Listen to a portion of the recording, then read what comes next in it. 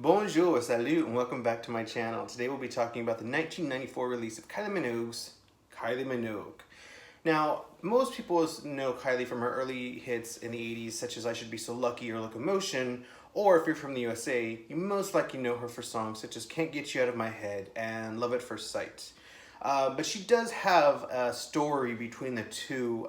She's went on to become quite a large artist in the US. And I heard of her when I was a child. It was Can't Get You Out of My Head. It was on VH1, TV. And I really liked the song, but then I downloaded it and listened to it with earphones. And I really, really liked it.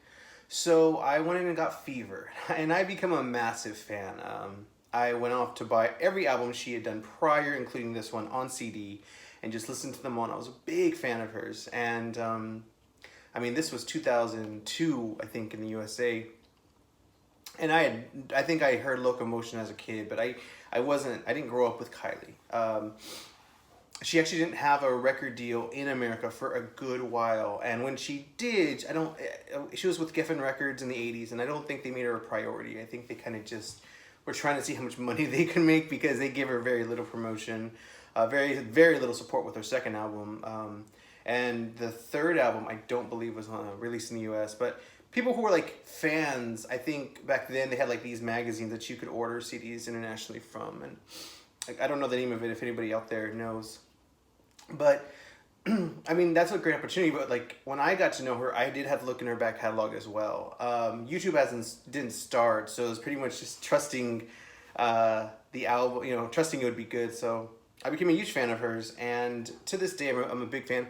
I haven't loved an album since Body Language, to be honest, but I do still enjoy her a lot, and I saw her in concert in 2011 in Atlanta, and she's quite spectacular and quite gifted vocally. She's able to reproduce her album songs on stage without sounding exactly the same. It's not CD perfect, but like Britney, but it's definitely it's close, and it's she's a wonderful singer, a lot of presence, and has always been one of my favorites.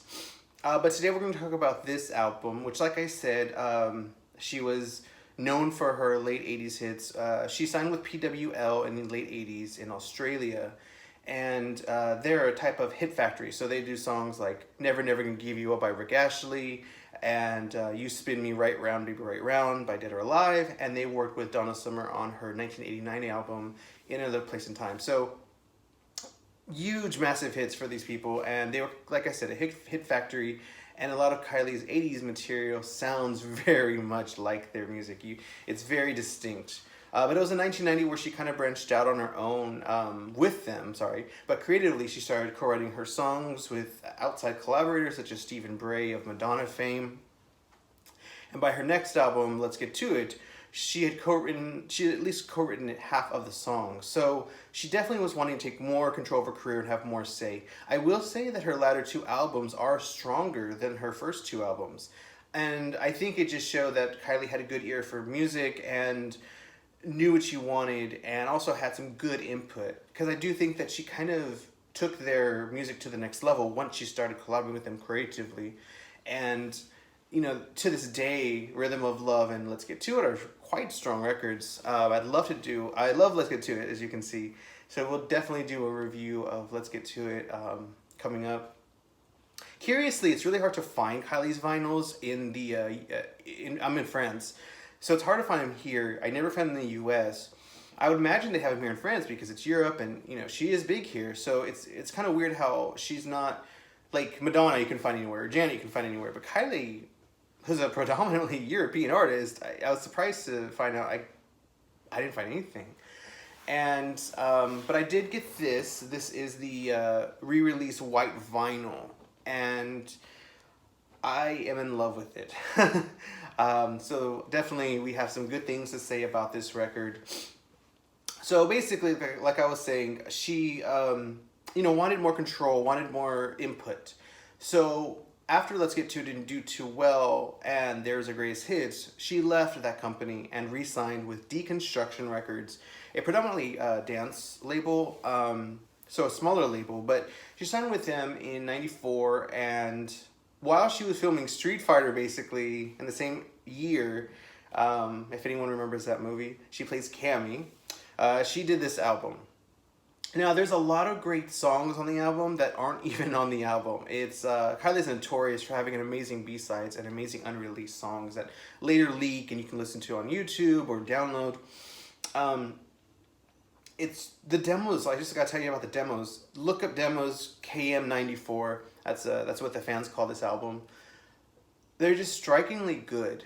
And I will say this about this album, first of all. We need to say her vocals are the strongest of her entire career, before, after. I know she's kind of known for this thin, nasally voice, but she really does it, a lower throat register in this album, and still maintains character, and still hits extremely high, extremely low notes. Very impressive, considering that she had never really been known for her vocals. So we'll say that first, that this is one of her strongest records vocally, if not the strongest by far. Let's get to it. Also have some strong vocals, but this one just takes it to a new level. But the thing about the album, it didn't do amazing. So she was trying to reinvent herself with a more mature image and have more control and all this. But one thing about the album that struck me as odd or curious is that she only has one credit of songwriting, which is co-write of Automatic Love. And you're wondering, you're like, why? I thought you wanted input, control, and such.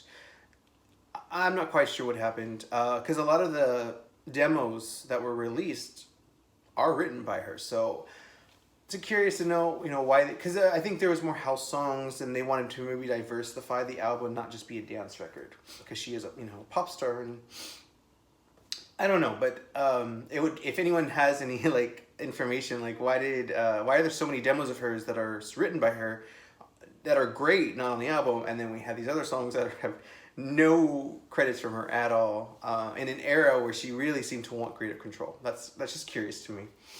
I probably should be telling you the story of why this happened, but either way. So the album came out in 1994, and the first single was called Confide in Me.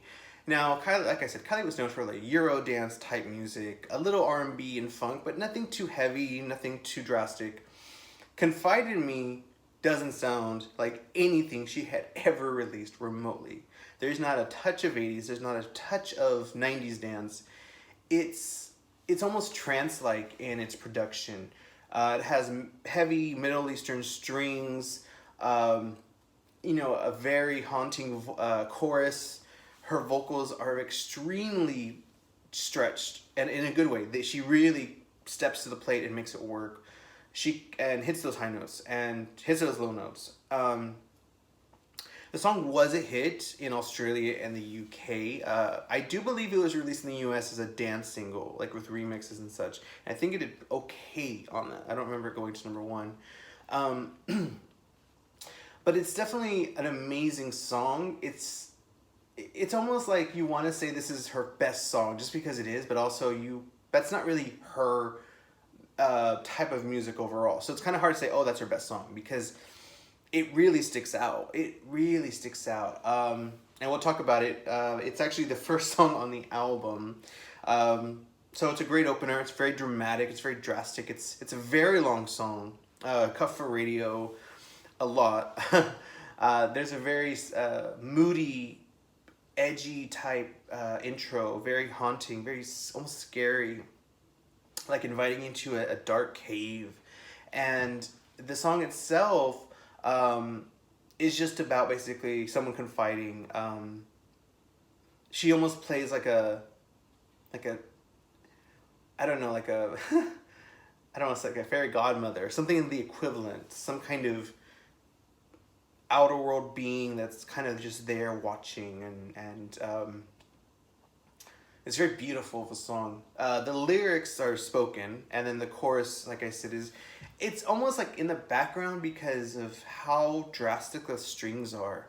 But it's such a beautiful melody, and everything about it, the melody of the strings, the melody of the chorus. There's an instrumental break in the middle with, I believe, Middle Eastern instruments or Indian instruments. I'm not sure, but it's very beautiful, and really just doesn't sound like 1994 music. I'm not sure quite what they were playing in Australia in 1994, or I'm imagining the UK is about the same as the US. So I'm not quite sure. It's definitely sounds nothing like Kylie has done at all. And I kind of wish she would do more songs like that, just dramatic, beautiful songs. Because she has more, but they're not on this record. And it's a fascinating song, and definitely you need to if you've never heard "Confide in Me" by Kylie, you need to download it right now. But it's just an amazing song. It's always on the greatest hits. When I saw her do it live in 2011, and that was an amazing, amazing show. So, I mean that portion especially. The next song is "Surrender," which really changes things up fast. I mean, it sounds like a typical '90s smooth, sensual like song. Songs about surrendering your love, like basically she's approaching him in a sexual manner and wants him and wants to be with him and is kind of asking to surrender. So your permission, you know. It's a good song, but after Confide in Me, it really feels like filler. But I think the bar was raised so high in the album by the first song. I think the only song that really could have been next maybe was Automatic Love, but we'll get to that. But Surrender's a good song. I like it. There's an alternative mix that's on the bonus edition of this album, which this is just the regular 10-track. It's quite good too. It reminds me a lot of Madonna. Kind of like she was going for like this softer erotica, perhaps. It's a good song. But like I said, if you play it, it's right after Confide in Me, and it's just, okay, it flows. It's just, you know, you went from like a war movie with explosions and running and special effects, and then you turn the channel and it's like, I don't know, like the photos, putting a video of the ocean or something. Just, okay, what happened, you know? So it's a good song, definitely. Next song is If I Was Your Lover. Now this song has a little bit more of an R&B, New Jack Swing, but a little bit too acoustic-ish. It's not quite as mechanical as New Jack Swing. And it's definitely a good song. There was a demo of it that was much more R&B, more soft R&B. I quite like it, but I also like the album version too. It isn't the strongest, so that's kind of weird. She starts with a really strong song, and then the other two, they're good. I like them. They're just not nearly as strong as Confide in Me. And not that you should really compare, but if they are flowing, they do flow together well. I would say that I would have changed the order of the album. That's the only thing about the album I would have changed. They do flow well, but I think they could have flowed better. If I Was Your Lover, basically, it's very self-explanatory. It's about her wanting to be, you know, if I was your lover, what would happen? Kind of like Janet, If I Was Your Girl, or Paula Abdul, If I Was Your Girl. Same song. Sorry, different song, same title. So yeah, it's a good song. I would definitely, don't skip it. It's not a bad song. Next song is Where Is the Feeling? Now, I think this is where the album picks up its quality. Where Is the Feeling is a house slash acid jazz track. There's a lot of flutes and bass and guitar and pianos, and it's very jazzy in terms of the jazzy house. It's a cover song actually, and she covered it. But for the video, they remixed it to be this much darker, electronic, minimalist song. So it's really weird because I really like both. The chorus, I think, really sells it. It's just a really good chorus. It does the work as contrast in the single mix because it's a very dark song in the single, and then, which I think was done to kind of match Confide in Me, because on its own, it's not really dark. So on the radio, they're playing the mishmash mix of this, which is a much houseier, upbeat version of the song. I think it's the same vocals. They just redid it, made it more punchy, because this is more laid back house. It's dancey, but it's not club dancing. And then the video version was the Brothers in Rhythm remix, which was BIR, Dolphin mix, and that was a pretty dark remix. So you have three different versions: the album version, the radio version, and the video, and then she would perform the album version live on like TV shows. So I would imagine as a consumer it would have been confusing, you know, because if you buy the album, it doesn't have the remix. So I always find that odd because like if you're gonna release an album and then remix a song for whatever reason, I would imagine like re-releasing the album and putting it as the bonus track or something like that. It's like, hey, this is the single mix, because a lot of times you'll find these albums, oh, the single mix is great, and then the album version is just, it's not as strong. I think like Pebble's Girlfriend, I literally don't like the album version, but I do like the single version, and they're rather similar, but enough changes were made that just makes it better. And I do prefer Madonna's Hollywood and American Life single versions. They're the same song, they're just shorter, because those songs end very annoyingly. I think they're probably among her worst outros. Just her screaming. And then American Life just has like a weird voice distortion that just doesn't sound natural or good. And those songs aren't bad, they sound great on vinyl, but I'm just saying, I like all three versions of the song. 4 versions, there's a bunch of versions. But I mean, it's just confusing to have all those on one, in one era. But it's a great song. So it's a long dance song. So I was actually surprised he could fit the whole album on one disc, because I think it's a little bit longer than typical time.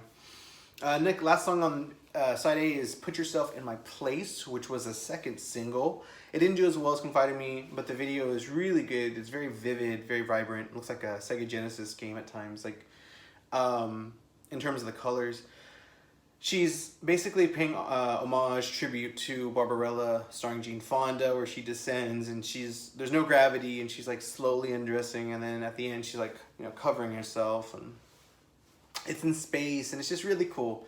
It's a really great video. It's a really great song. She's done it live a bunch of times. I've never seen her. I don't think she did it live when I saw her. But it's certainly one of her best singles, one of her best ballads. Because Kylie doesn't have a lot of ballads. I've noticed that. She doesn't release a lot of ballads. And this is not the closest she's come to a pop ballad, because that would be like If You Were Here With Me Now. But it's definitely a strong ballad, and it's very catchy. Actually, I think the bridge is catchier than the chorus. Because the bridge is like, I think it's you in love now. And then the chorus is very loud and aggressive. It's kind of weird because like it's a very smooth song, and then it gets really loud. I would kind of admit like Madonna's Bad Girl has a very similar idea, where you have a very beautiful melodic verse and bridge, and then your chorus is a little bit louder and doesn't really fit the other, but it does work. I love it. It's not saying I don't love it. It's just it's a different approach, I would say, on songwriting. So on side A, we start off with Dangerous Game. This is a slower ballad, but it sounds to me like something on James Bond. It has a very James Bond type 007 vibe. It's a long ballad. She has a lot of long songs on this album. I just realized that. It's a good song. It's not as good as the rest of the album. So like it's a good song. Like it's not something you would skip. And I think it vibes really well with Put Yourself in My Place. It would have been cool if they could have put Yourself in My Place as the B-side, but then there probably wouldn't have been enough room. Either way, I think they flow well together, and they're both great. So if you're just streaming, I'd put them together. But it's definitely a great song. Just about love being a dangerous game, and it's basically it's ending, and she's in heartbreak, and all that. Next song is Automatic Love. Now, excuse me. This is where she has co-songwriter credit, along with like 4 other people. So again, it's not a very it's not like she wrote the song by herself and produced her by herself. Not at all. And it's kind of weird. Just you would think she would have wanted more input creatively into an album like this, and I'm sure she was writing songs at the time. You would think like between 91's Let's Get To It and her new album, she was like, man, I have all these great songs, and I'm not sure. Automatic Love is actually one of the best songs on the album.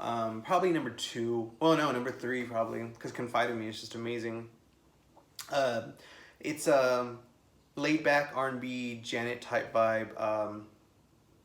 A little bit, but it's a little pop, almost a little enigma. And excuse me.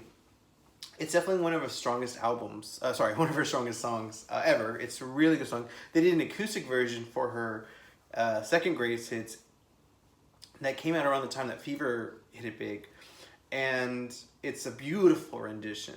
It's acoustic, just no piano. This has a lot more keyboards and drum patterns and drum programming, and it's a great song. But acoustic is brilliant too. So I can't even pick a favorite because they're just so amazing, both of them on their own. Definitely can't say, like, it's basically what kind of mood you're in. Like, do you really want to be lazy and just laid back and romantic, or do you want to be a little bit more sexy and sly and seductive? Automatic Love is definitely a seductive song. It's very well produced, and I think the most musical on the album in terms of just like if you're into not pop, it'd probably be the song to listen to. And Confide in Me. Confide in Me, like I said, is just it's an amazing song. Next song is Where's the Love Gone? This is one of the highlights of the album as well. It's hard to place these. I place it at number 2, basically because of the piano. The chorus is fine. It's very simple. Where has love gone? Where's love? Where's love? It's definitely much better than Where's the Love by the Black Eyed Peas. Much better. And it's not a cut. There's nothing to do with each other. I'm pretty sure nobody asked, but either way, they don't. And it's just an amazing how the piano is done so well. She worked with Brothers in Rhythm, and they produce a song, and you just get lost in those keys. It's like an ocean of piano. It's an ocean of piano. It's so beautiful, and definitely one of my favorite songs. Probably like because Confide in Me, I kind of grew up with it a little bit, and I didn't so much grow up with Where Has the Love Gone. But I tend to just play it more and play the B-side of the vinyl first, or more, whatever, because I just love Where Has the Love Gone. It's definitely one of her strongest songs. The next song is Falling, which goes really into house as well, but in a different Euro type house, like almost Italian house. Very beautiful, very soft, very tender, very honey-touched, honey-dipped, sun-kissed, just very light and feathery and beautiful and bouncy, and it's just a really good song about, like, I guess, forgiveness and moving on. Sorry, with your lover, like maintaining what you have, moving on, and just kind of, okay, you made a mistake, but I'm falling in love with you. So basically, like Better the Devil You Know kind of thing. It's a great song. You just get lost. It's very hypnotic. You get lost in it. It's a gorgeous song. These songs, I really feel like they're hidden gems in the album because they're pretty much at the end. We have one more song. Time Will Pass You By. That is the weakest song on the album, I would say. It's a good dance song, but it's a little cheesy. The production is cheesy. It's very Euro dance, but there's no grit to it. There's no hold the way you have, like, Where Has the Love Gone sounds very real and very gritty, very emotional. Whereas Time Will Pass You By sounds like almost like a TV theme show. It doesn't invest as much emotion, and because of that, I think it just doesn't succeed as an album. And it's like, especially that song being on the album, like, why? There's just some really good unreleased songs from this era.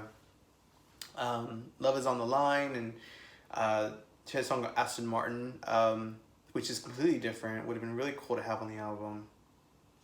And then she did some songs like Difficult by Design and